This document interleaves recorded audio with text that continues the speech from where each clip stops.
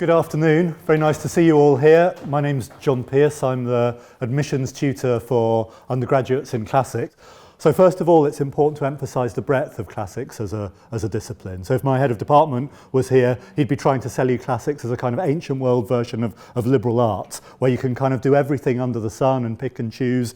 That's maybe over-egging it a bit, but what classics offer, because we're exploring literature, philosophy, art, archaeology and so on, is the opportunity to use different kinds of evidence, think about how you analyse that evidence in different ways because of its material, and how you can reconstruct an ancient world from that.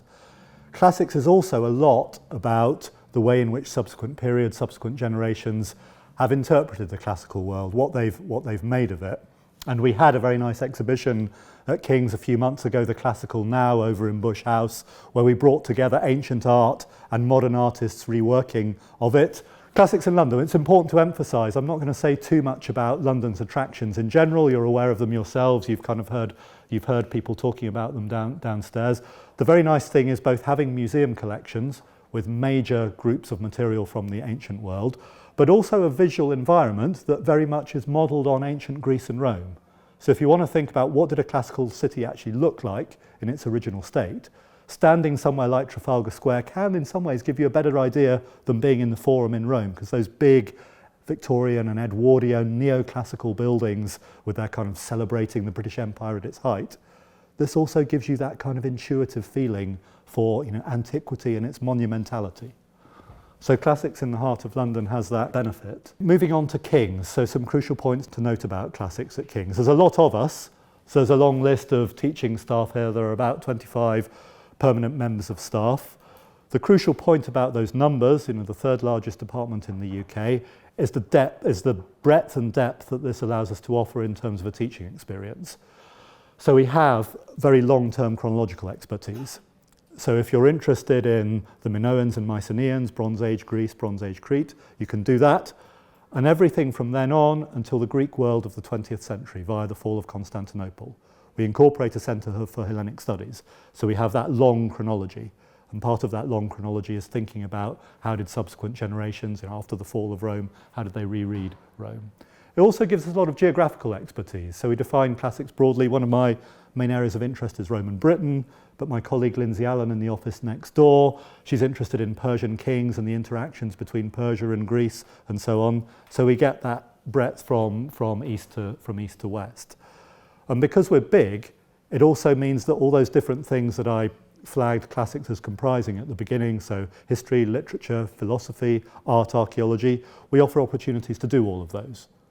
Some people only want to do some of them, some people want maybe just to do history or just to do literature, and that's fine, but other people want to kind of experience the breadth of classics, and it allows us to do that. A specific advantage of being in London, as well as the general kind of classical aura of part of central London, is the museum resources that it allows us to incorporate within our teaching. So the British Museum is only 15 minutes walk up Drury Lane from here, so it's easy to use the BM in a class. But we also use other London museums as well, some of the major national museums like the V&A. The V&A has a very nice cast of Trajan's Column in it that you can see close up. We also have fantastic library resources in London too. So King's has a good library at the Morn, extra libraries in Senate House just north of the British Museum, so University of London Library, and also a world-class library for classics in the Institute of Classical Studies. So there are very nice library resources here, and the British Library too. Our undergraduate degrees are single honours based wholly in the department, and also a range of joint honours that link us to other departments, kind of in different ratios that you can see there.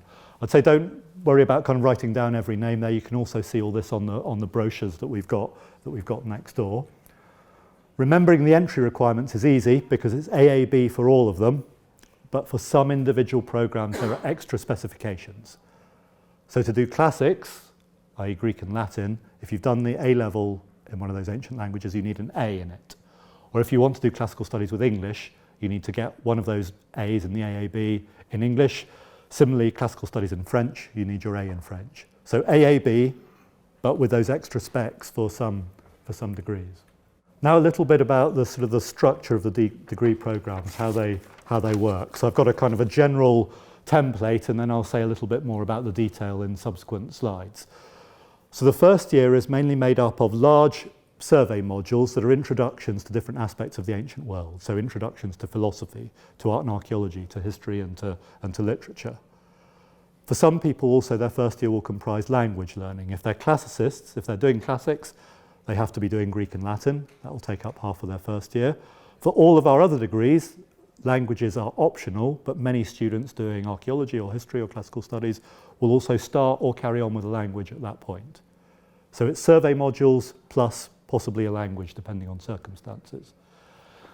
In the second year, the choice proliferates. Many more modules, smaller modules, so modules that count for 15 credits. An overall academic year is made up of 120 credits, within which students have a much greater choice. That choice works in different ways. If you're a classical studies student, you can choose anything from across that range.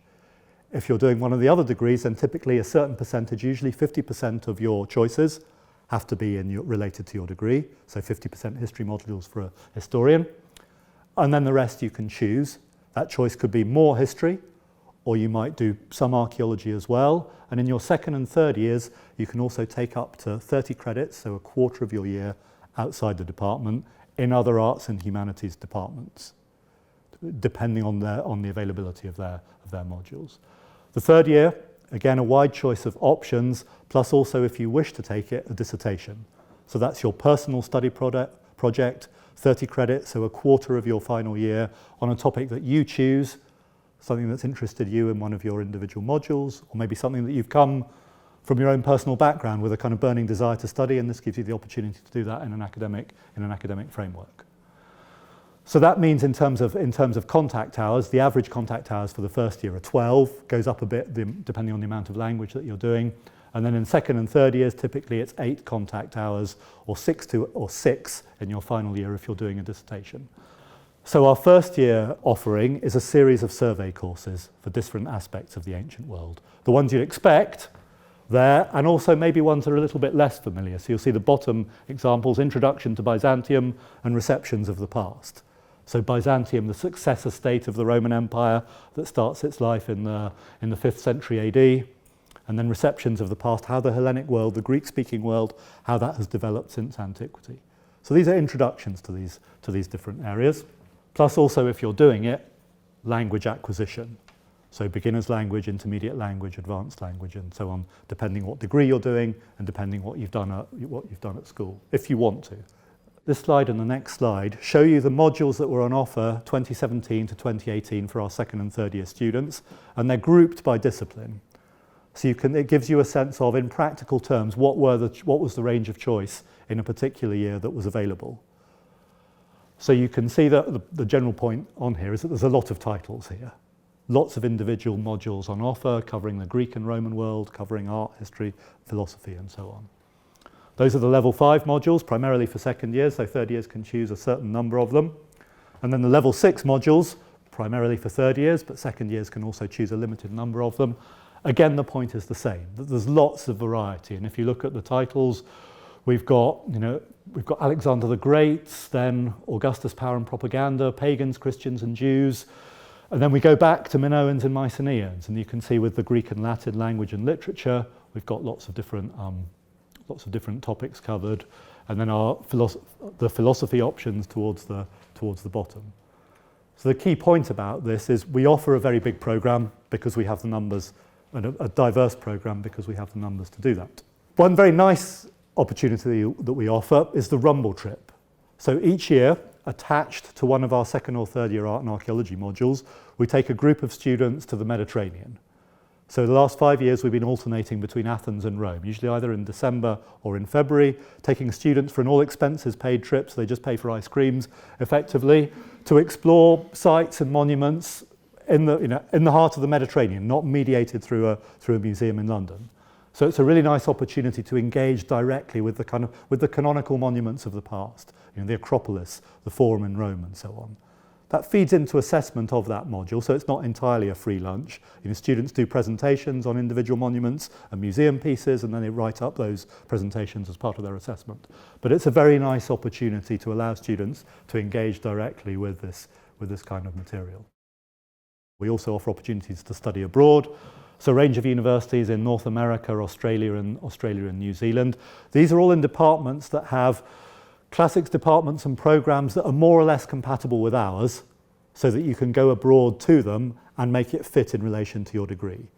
So if you want to study abroad, it's only in the second year, and it's either the full year or the second semester. And people apply, but they put down a range of, they have to put down their choices in rank order, and you perhaps won't be, well, you can guess which of those places gets 90% of the applications. But the kind of the American West Coast seems to be where all the students want to go. So not everybody goes to California, unfortunately, but nonetheless they have a happy time in Australia or Canada, or wherever it may be. Learning ancient languages, a little bit more detail on this. So if you're doing classics, then you have to do Greek and Latin and take them both to an advanced level. A lot of people have done Latin A level and no or very little Greek, so they start their Greek at an earlier place. If you're doing any other of our programs, you can do as much ancient language as you want, or zero. Ancient languages are optional. We do encourage students to start an ancient language, but there's no compulsion to do. If you start it in year one and like it, then you can carry it on all the way through into your third year. A particular thing that we do offer, that we've offered for the last few years, are the so-called classics pathway degrees. So these are degrees for people who've done no Latin or Greek at school, or very little Latin and Greek at school, but who want to do classics, i.e. a degree with a major language learning and text focus. So there are two pathways. One is only on offer for one more year though, pathway A. So for many of you, that may not be appropriate because you're still at the lower sixth stage. So for pathway A, you come straight into a classics degree. You have a very language learning intensive first year. That's supplemented by a summer school at the end of year one to help you get to the place where people who've done an A level in one or both languages have got to in years 2 and 3. Pathway B, which we are going to make a lot more of in future years, so especially if you're in lower sixth, Pathway B, and you're thinking about this, Pathway B is the more relevant one for you. Pathway B, you come signed up to another degree. So you come to do history or archaeology or classical studies, but thinking, I'm quite interested in kicking off ancient languages and maybe I could take this further. If then you enjoy and do well in ancient languages in your first year, so typically getting a first class mark, so 70 or above, and your overall academic performance is good, then we say, having got the exam results in, if you want to change, okay, you can change to classics, but you'll need to do 2 summer schools, one between year 1 and 2, one between year 2 and 3, 2 intensive summer schools to get you to that same point that people who've come doing classics from the start have got to. Those are our 2 pathways. The summer schools do count for academic credit. So they have 15 credits each. 15 credits is 1/8 of a year's work. So that means that during years 2 and 3, you choose slightly fewer credits, which allows you to put a bit more time into those credits that you've chosen. You know, we pride ourselves to another aspect of academic life in the department. We pride ourselves in being a friendly department. So we have a good staff to student ratio, but we also have, I think, good structures so that students can make their feelings known to us. So everybody has a personal tutor, and the personal tutor has a proactive role in relation to the students who are their tutees. So at certain stages through the year, you'll get reports on students' academic progress. You'll call the student in to talk to you about that progress, and you'll also hear from them about how they think their degree is going. Also as staff, whether personal tutors or not, we all have office hours when we say we will be here, and if you want to see us, just come and drop in.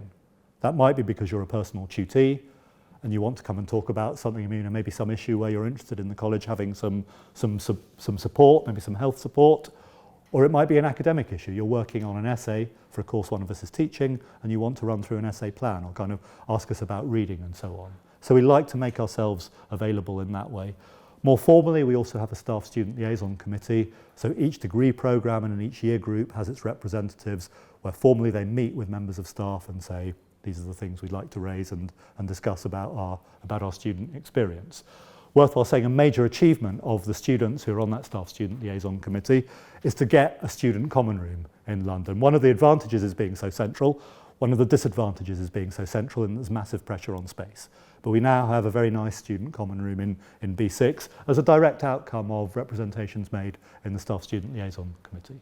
There's also a buddy system where first year students are assigned to a second or third year to help them negotiate their experience. A nice thing about London too is being not just kind of recipients of the resources that London has to offer, but engaging ourselves in presenting the classical world to a wider audience. So I've referred already to the Classical Now, this major exhibition that was put on in Bush House, bringing together modern art and its ancient predecessors. Another aspect of this is the CURF scheme, horrible acronym, but it's a scheme that King's funds to allow undergraduates to have funded places as interns on research projects over the summer. So I have an intern working with me for part of this summer on looking at metal detected Roman finds from Britain and how that's informing us about Romano-British society and culture. So there are nice opportunities to feed into the research environment in London and contribute to our wider understanding of the past. Another nice opportunity we offer, whether students are doing classics or not, is to participate in the IRIS project. Some of you may have been beneficiaries of the IRIS project. I don't know if you've been educated in London. So this is a scheme that does Latin after-school clubs in primary schools. So all of our undergraduates take part in this. So it's a challenging thing, how to get primary-age children interested in language learning through, as it says, through the medium of myth. And you get training in order to do this. It's a very nice CV enhancer, whether or not you're thinking of a career in education. It's a challenge to do this, but a really rewarding one. We also offer the King's Greek play. So every year since 1953, annual performance put on of a play wholly or mainly in the original Greek. Lots of opportunities, not only to act, but also to involve backstage, business management, publicity. Again, another nice a very rewarding experience. It's a major production. The Greenwood Theatre seats 450 people, so this is a big production, 5 performances, 2 matinees, three evenings. Again, it's another nice opportunity to extend your experience here in London. So to find out more, the King's website, when you go onto the King's homepage, the first question you'll be asked will be, what do you want to study? So type your prospective degree that you're interested in, and you'll get program by program information. So this is a very direct way of gaining information about the courses. Thank you very much.